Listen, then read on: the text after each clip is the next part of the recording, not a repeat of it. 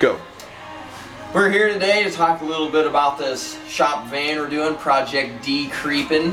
What we've done is I mixed some custom green here off our mixing bank. I just made my own green. I want a real bright lime green. This is going to be used for the pinstripe color around the flames. So I reduced some and put it in my cup. This is the mini gun, they call it, we'll be using. And if you step in here to the booth, the van is masked up and ready to go. I've already tacked it off.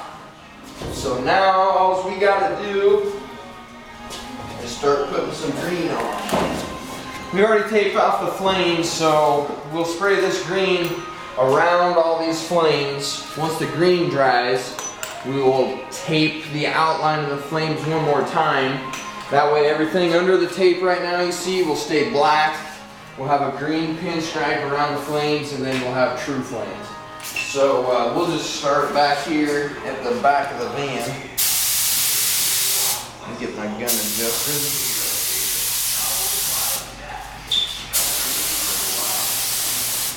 Okay, we'll start back here.